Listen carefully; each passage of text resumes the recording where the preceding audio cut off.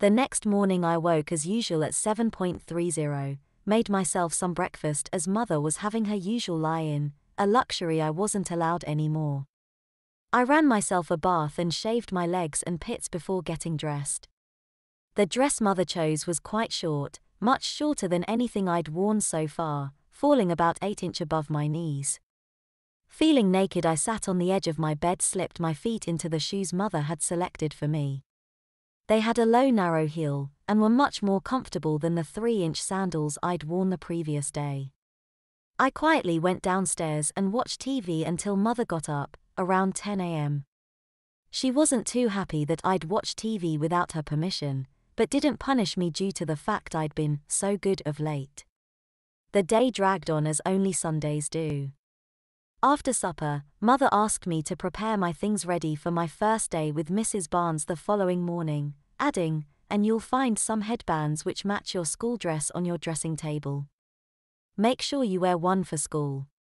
I grunted in compliance as I prepared the books I'd need for the next day. Throughout the week, Mrs. Barnes made no comment to the fact I was a boy wearing a dress, or a headband for that matter. Although my school day was from 8 a.m. until 6 p.m., Mrs. Barnes taught me from 9 a.m. until 3 p.m., and gave me strict instructions as to what I should study the rest of the time. She seemed okay, I guess, a little old school so to speak. She kept telling me not to put my elbows on the desk and to stop slouching from time to time. But other than that, she was fine. On Friday afternoon, when Mrs. Barnes was preparing to leave, she asked me to wait in the hallway whilst she had a word with my mother. I closed the study door behind me and quietly stood in the hallway whilst they chatted. Eventually I was asked to return. "Mrs. Barnes says you've done very well this week, Peter." "So well done, you should be very proud of yourself," complimented mother. "Thank you," I said, relieved that they were pleased with my progress. Mrs. Barnes spoke next. "If it's okay with your mother, you may finish your studies for the week now instead of 6 p.m. as usual." I looked at my mother and waited for her response. "Do you have any work to finish off today?" she asked. "No," replied, although I should go over the periodic table a few more times, just to make sure I understand it properly. "Very well," said mother. "Well, once you've done that you may change out of your uniform and we'll call it a week." I sat back at my desk and perused the periodic table. Mrs. Barnes packed her things and left. "See you on Monday, Peter," she said as she left.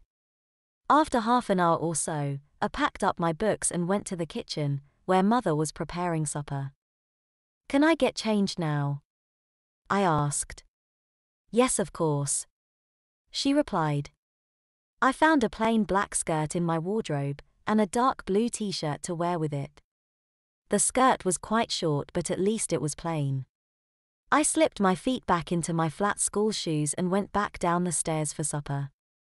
"You look nice, dear," said mother as I entered, glancing down to my feet. "Couldn't you find any other shoes though?" I like these ones, they're comfortable," I replied. "Are they okay?" I asked. "I suppose so, it's just heels improve your posture so much." Mother turned her attention back to making supper. I sat at the table and waited patiently for mother to serve. It was only when I heard the front door open I noticed a third setting at the table. "Oh, that'll be Cheryl," said mother.